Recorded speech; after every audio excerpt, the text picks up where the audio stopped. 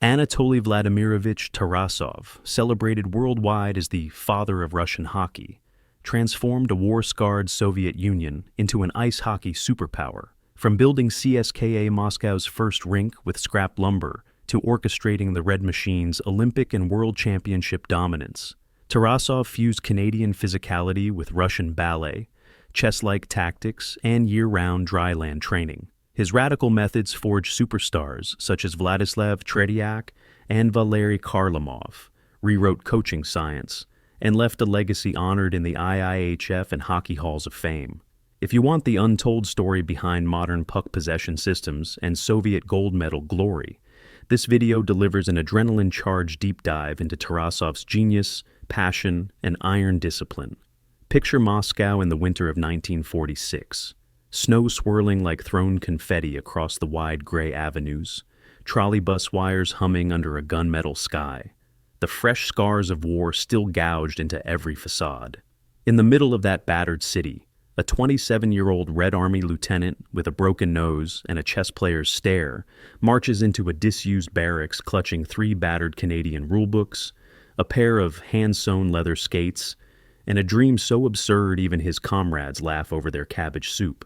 His name is Anatoly Vladimirovich Tarasov, and he has decided, quite calmly, that the Soviet Union, a nation that barely knows a blue line from a goal crease, will conquer the sport of ice hockey and bend it, like steel in a smelter, until it reflects the very soul of Russia. Tarasov is no silver spoon visionary. His father died when he was 9, felled by a factory accident that taught the boy the price of hesitation. His teenage years were spent hawking newspapers, tutoring classmates, and rationing sugar so his younger brother Yuri could grow tall enough to reach a soldier's rifle. When Hitler's armies smashed across the steppes, he traded his schoolbooks for a uniform and spent 4 savage winters learning that survival, like artistry, favors the relentless. Those years carved 2 iron laws into his bones. First, that discipline is just love in uniform. Second, that underdogs win by attacking every inch of daylight with imagination. Hockey, in 1946, is exotic contraband, a Canadian import whispered about by Russian sailors who have glimpsed Quebec shipyards. Officially, the Soviet public still worships bandy, an elegant cousin played with a ball on soccer-sized ice fields. But Tarasov senses something deeper in the Canadian version. Tighter rinks, faster transitions, collisions that mimic infantry charges, and passes that zip like encrypted telegrams. It is the perfect canvas for Cold War theater, a place where ideology can be measured not in manifestos, but in whip-fast give-and-goes. So, he raids CSKA Moscow, the Red Army's multi-sport club, pillaging its bandy team, its footballers, its gymnasts, anyone with quick hands and soldierly lungs. He paints the boards himself, saws benches from surplus tank crates, and bribes factory managers for sheet metal scraps to serve as goals. When pucks are scarce, he freezes horse dung and tells his recruits to pretend it's Canada's pride. What follows is a laboratory of lunacy and brilliance distilled. Training begins at dawn with cross-country runs through Gorky Park, players weaving between startled commuters while chanting regimental songs to synchronize breathing. Mid-morning, they sprint stadium steps, each ascent punctuated by a push-up so violent it leaves chest-shaped imprints on concrete. After lunch, they study ballet, yes, ballet, and under instructors from the Bolshoi, practicing arabesques on rubber mats until their hips memorize elasticity. Evening ice sessions unfold like military drills disguised as circus acts, pylons laid in spiral constellations, pucks ricocheting off angled boards, defenders blindfolded to sharpen peripheral hearing, goaltenders ordered to juggle medicine balls before facing slap shots. Western observers, when they first witness these spectacles, assume they are watching political satire, but Tarasov is composing a symphony of muscle memory, aligning speed, strength, and spatial harmony into one murderous waltz. He writes every discovery in a leather notebook he calls his Little Lenin, page after page, oxygen debt calculations, passing lane geometries, the ideal ratio of squats to lunges for explosive acceleration, philosophical riffs on why a 5-man rush resembles a Shostakovich crescendo. A pass, he scribbles, is a poem, 12 syllables, no wasted words. His players, exhausted and occasionally mutinous, nickname him Batya, the Father, half in reverence, half in exasperation. But they also devour his gospel, because every 6 weeks Tarasov pits them against factory teams and steam railway squads. And the scoreboards tilt so violently, it's as if gravity itself prefers CSKA Red. By 1949, he has sculpted himself into a strange duality. Player-coach, equal parts, drill sergeant, and on-ice maestro. He wins the Soviet championship wearing a Captain C and a whistle around his neck, whistling instructions even as he back-checks. The Ministry of Sport rewards him with the title Merited Master of Sports of the USSR, an honorific that, in Western tongues, translates loosely to Welcome to our Hall of Immortals. Yet Tarasov is bored. His ambitions have never fit within domestic borders. He wants Canada. Canada in those days is hockey's Vatican. Its Olympus and its Pentagon rolled into one. No foreign nation has ever truly embarrassed a Maple Leaf lineup. Tarasov decides this is merely because no foreigner has yet respected the game enough to reinvent it. So he turns CSKA into a petri dish. He times every drill, counts every pass, and posts the tallies on locker room walls like factory output charts. If Canada averages 150 passes per 60 minutes, CSKA will hit 270, thereby generating 120 additional creative events. Creative events, he insists, are the atomic particles of victory. The men roll their eyes until they start torching domestic rivals by 10 goals a night, winning 19 league titles in 2 decades, sweeping cup finals like janitors clear floors. International officials finally invite the Soviets to the 1954 World Championship in Stockholm. Western journalists snicker. The newcomers don't even have names on their jerseys. Opening night, pitted against powerhouse Canada, the Red Machine debuts its ballet bandy hybrid. Defensemen wheel behind their own net in looping orbits. Wingers crisscross at center ice like migrating geese. Passes fire tape to tape without a single dribble. Canada blinks, hesitates, and bleeds goals. Final score, USSR 7, Canada 2. Scandinavian newspapers coin a headline that translates to something like snowstorm from the east. And overnight, Soviet hockey graduates from curiosity to existential threat. Tarasov's fame detonates. At tournaments, he lugs a 16mm camera, filming every Canadian warm-up, dissecting stride lengths and wrist shot angles the way surgeons study tumors. Between periods, he sketches tactical revisions on cigarette cartons. His locker room speeches fuse patriotism with poetry.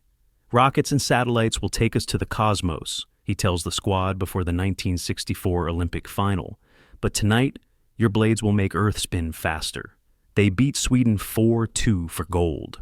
4 years later in Grenoble, they batter everyone in sight until the only drama left is whether Tarasov will let his daughter Tatiana, a teenage figure skater, twirl the victory flag on rinkside television. He does, ratings soar. Yet the father's embrace is granite. Misplace a backdoor pass in practice and he might whack your shin with his stick to simulate North American hacking. Turn up late for curfew, and he makes you sprint the stadium alone at midnight, while he times laps beneath a cigarette glow stopwatch. Goaltender Vladislav Tretiak recalls being ordered to sleep on wooden boards to strengthen spinal character. Defenseman Vitaly Davidov once received an elbow to the chest mid-drill. Tarasov, demonstrating how to absorb Chicago Blackhawk malice without whining. But the cruelty is never random. It is pedagogy, a harsh tutor leading prodigies through tempered steel. And, oh, the prodigies. Valeri Kharlamov, 5'8" lightning bolt, learns to pivot so sharply he once sheared rivets off his skates. Alexander Ragulin, mountain disguised as man, turns Tarasov's weighted stick sessions into physics lectures on inertia. Boris Mikhailov, blood and guts captain, survives so many blocked shots he jokingly requests armored socks. Above them all floats Tretiak, the teenage goalie Tarasov drills 3 times a day, ice at dawn, gym at noon, reflex cages at dusk, until the kid's glove hand flickers faster than camera shutters. Western scouts ask how a farm boy became a cat. Tretiak shrugs and says, Batya yells, "You move." Success breeds scrutiny, and scrutiny in Soviet bureaucracy can curdle into sabotage.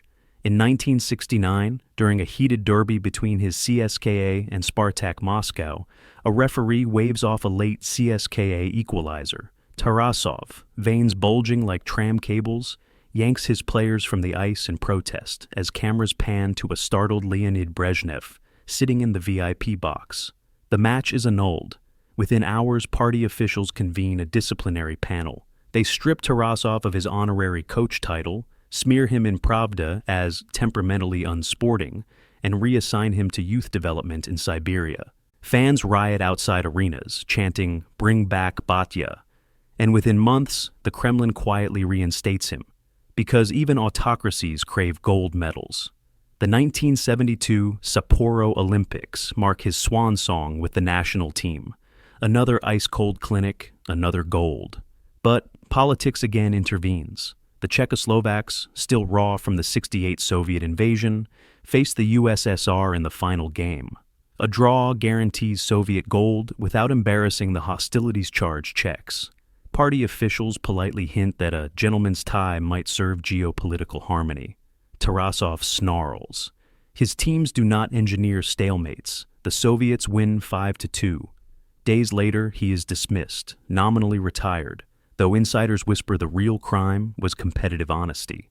Thus, when the Summit Series against Team Canada ignites that autumn, Tarasov watches from a dacha outside Moscow, chain-drinking tea and shouting at the radio as his spiritual heirs stun Canada 7-3 in Game 1, wobble through mid-series jet lag, and finally lose the epic on Paul Henderson's last-minute dagger. Western media paint the series as democracy's heartbeat triumphing over collectivist ice drones. Tarasov sees only squandered passing sequences and vows to spend the rest of his life writing manuals, so future coaches will never miscalculate puck possession math again. He pours himself into literature. Ice hockey of the future becomes a cult handbook. Its chapters equal parts biomechanics treatise and motivational scripture. He lectures at sports academies, comparing forechecking schemes to chess gambits and quoting Tolstoy on the moral obligation of beauty. He invites wives and girlfriends to team meetings, arguing that understanding a player's soul requires listening to the person who washes his socks. He designs plyometric regimens 30 years ahead of CrossFit, preaches the virtues of high-intensity interval training, while Western clubs still think dry land means summer vacation. In one symposium, he holds up a bottle of mayonnaise, American, imported, and cracks, "They make 49 flavors of this, but cannot train a defenseman to pass more than 2 meters. Shall we weep or laugh?" Fame crosses oceans. In 1974, the Hockey Hall of Fame in Toronto, epicenter of a sport he once conquered with horse-dung pucks, inducts him as Builder, the first Soviet honored. The ceremony is frosty. Cold War frostbite rarely melts in banquet halls. Tarasov glances at the Maple Leaf Gardens rafters, nods exactly once, and quips to reporters, "They put me in their museum before I put them in mine."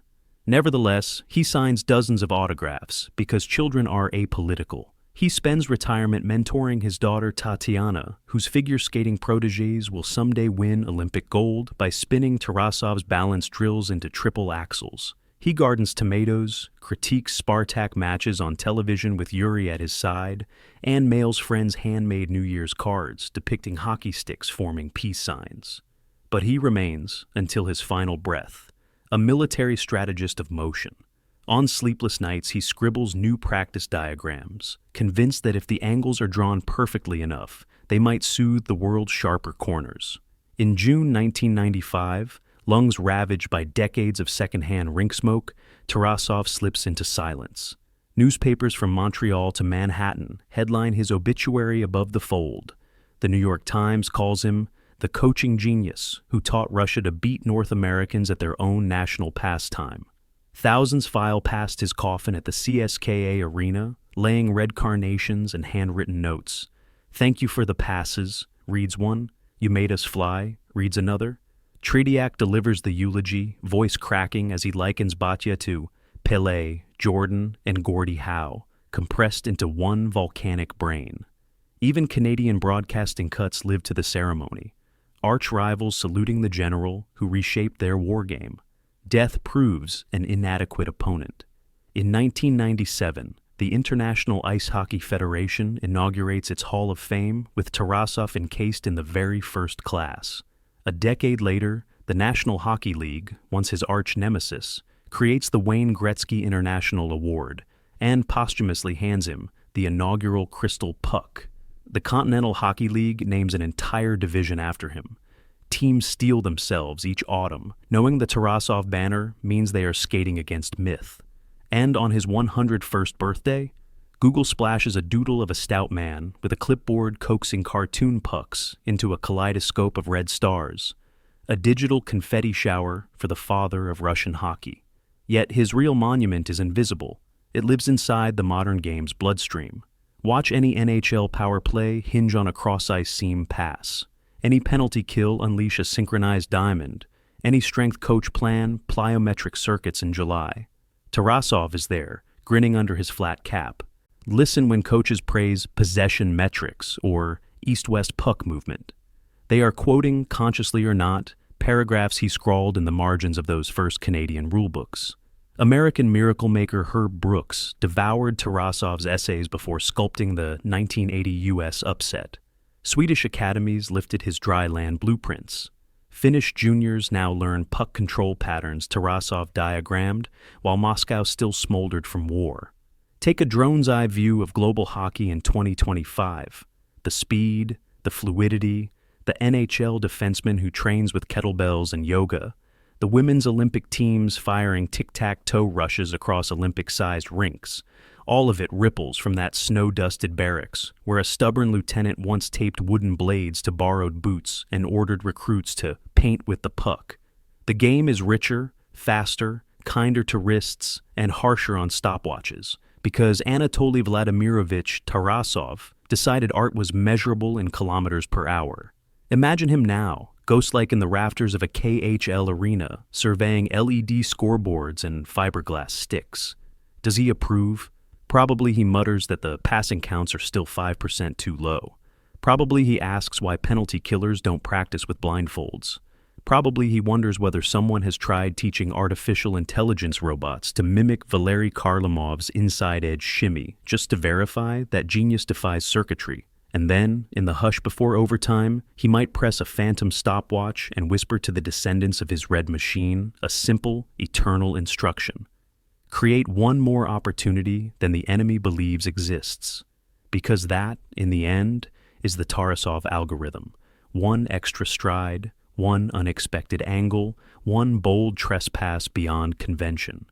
It forged orphans into warriors, soldiers into dancers, strangers into teammates, and a vast, skeptical nation into hockey's most feared locomotive. It proves that strategy can be poetry, that brutality can wear the gloves of beauty, and that a single individual armed with notebooks, ballet shoes, and unkillable belief can tilt a global pastime on its axis. So, the next time you watch a puck zip across two blue lines, bypass three defenders, and land feather soft on a teammate's blade for the tap-in, remember the man who treated that simple action as civilization's highest art form. Remember how he once told an incredulous Canadian reporter, "To pass is to trust, and trust is the mother of victory."